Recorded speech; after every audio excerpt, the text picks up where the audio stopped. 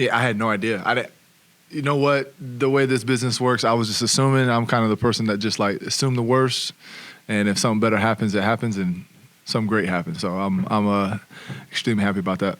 Said you were one of his first calls at least. What would take us into that? What was it like? I just think that I wasn't being too pushy. Obviously, everybody wanted to pull back, but I wasn't being too pushy just because I understand the business side and him, his agent, negotiating all that stuff. So I was kind of sitting on the sideline, and then when I got the phone call saying he's like, you know what, I'm just going to do it, and I'm like, hell yeah, let's do it. Let's run it back.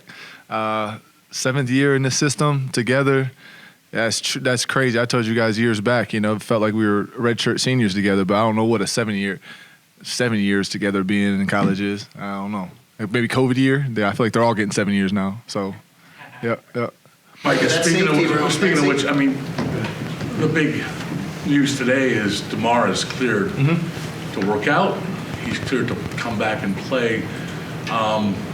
What do you make of the journey that he's been on, and what's it like to have him, back together and, moving forward? Yeah, well, D-Ham is a special person. I said this. I said this a year ago. I said this months ago. He's a special person, fun to be around, beautiful soul. He's a younger guy, younger than me, but I look up to him, especially how he has bounced back and faced adversity throughout the last couple months. So it's just special to have him in the building. Anytime I see him, I'm excited just because of what transpired, what went down a few months ago, and it was scary. And to see him well and in the building and moving around a little bit, just gives you a little energy. How are you feeling? I feel great.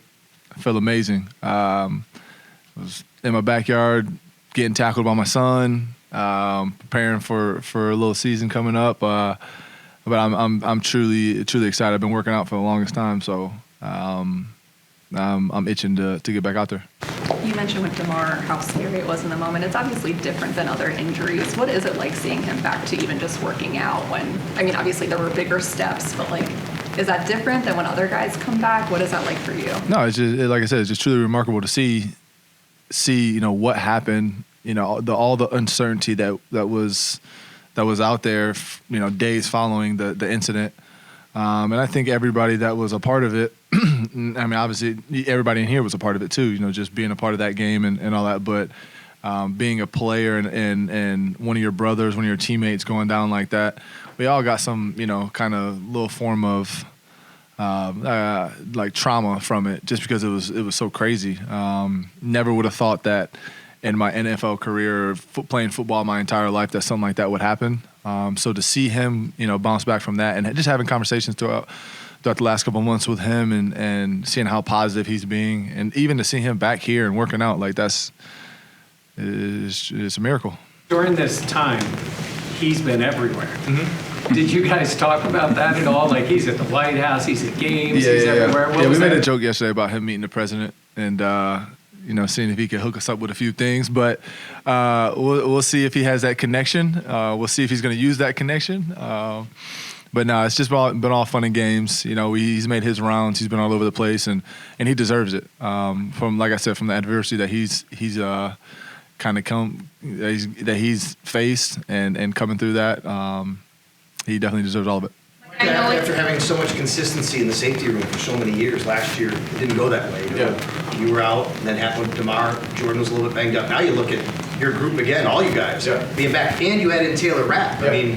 What does the safety room look like now, and how much can you guys build on that? Well, I think that since we got together in 2017, we have some ups and downs, but I think that we've always established a standard around here, just for our not only our defense, but I just think internally into our safety room, we've always kind of had that chip on our shoulder. Guys is trying to prove themselves, so we feel like it's on us to set the standard. And throughout the years, we've continued to try to build off that. Last year just wasn't our standard. It didn't matter who was out there. We just felt like we didn't play well as a safety group, and so that's on us. So we're bouncing back this year, and obviously got to stay healthy, and we added some depth, so that's good to see. Kind of along those lines, the secondary with you and Jordan being here, Tre'Davious a year removed from his injury is sort of well established. you lost Tremaine from the front seven. You don't know maybe if Von will be ready week 1. So you have some question marks up front. Do you feel like this secondary going into this season really has to set the tone for this defense? I think it's everybody's job to set the tone. Obviously the guys that have experience, have been in the league for a while, understand the magnitude of starting fast in the season, and getting guys healthy like Vaughn. To have him come out there and help us along the way, that'd be awesome. But I think it's everybody's job. I think in the back end, we've always been able to make plays, but also at the same time, we need those guys up front to be able to put some pressure on the quarterback and do all that type of stuff. So, we got some experienced guys in the back end, and we're gonna go out there and we're gonna try to fight. We're gonna try to take the ball away, do all that type of stuff. But it's gonna be a group effort for sure. Micah, I know it's early, but what have your first impressions been with Sean as taking over the defensive coordinator role now? I think it's cool. And I feel like throughout the whole time I've been here, it's kind of been a group effort. You can tell, the coaches, they all say the same language, whether if it was Sean, whether it was Frage, whether the position coaches, everyone's kind of had the same language, and that's trickled down to the players. So we all understand, what we have to do and how we can get better.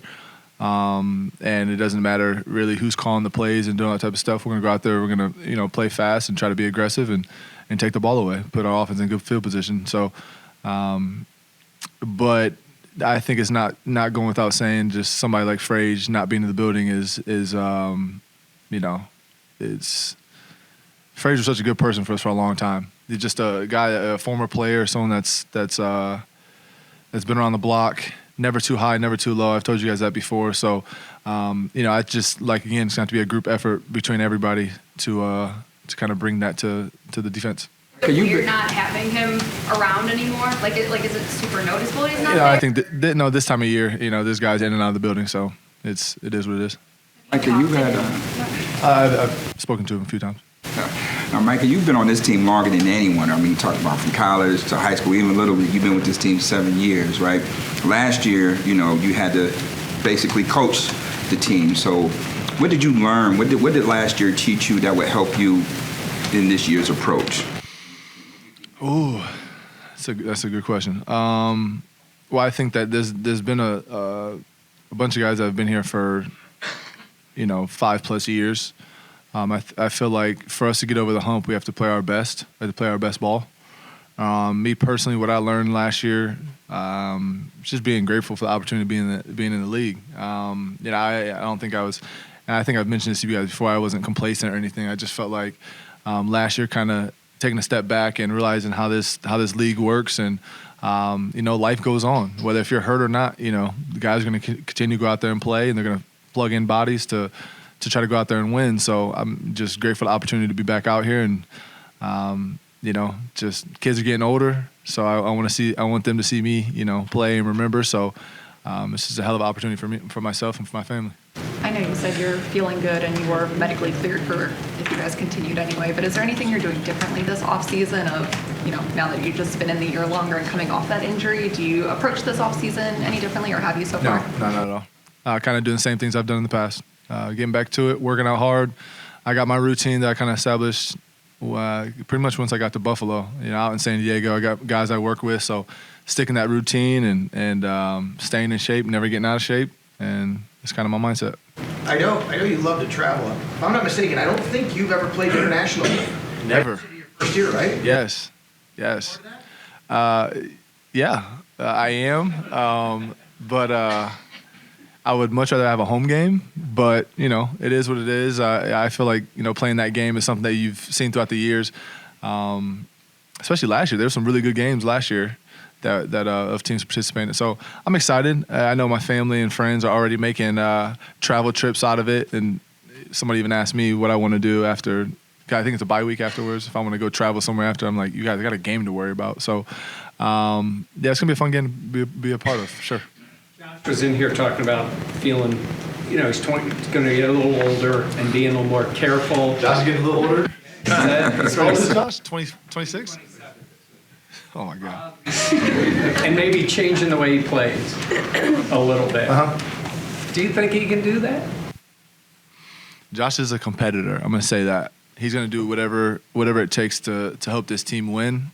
But at the same time, I feel like as long as he's trusting his teammates and we're trusting him to be able to take care of himself, I think we'll all be better off. I'll just say that. On the age note, did you hear that Sean said that you and Jordan are as old as he is? Sean said that? Sean came in the, you know what, I'm not even going to. He came in the weight room earlier, and I was like, "Yo, you kind of look like a player," trying to, you know, boost his ego a little bit. He said, "Yeah, of course. Like, I look just like you guys." And I'm like, "Yeah, all right." But no, we're definitely not the same age. I did hear something about me. Poe and I are in the top 5 oldest on the team, which is crazy to me. Came out yesterday, started working out, and I looked around, and I'm like, "Wow, this is what the old guy. This is what the old head said. What happened? It's really happening right in front of my eyes." But you know, they keep me young, and that's why we run every day and run sprints and conditioning stuff. I'm trying to beat them every day because I got something to prove. So how you know, Jordan Poyer mentioned when he was back, when he, you know, made it official that he's going to win the home run derby this year. You know, so, you know, how you going to make that work? And That's up to him and Josh. That's up to him and Josh. They got to duke it out here in a few weeks. Hopefully, get some nice weather. But I hear tickets are sold out, which is going to be amazing. So everybody come out to the softball game, and it's going to be a good time.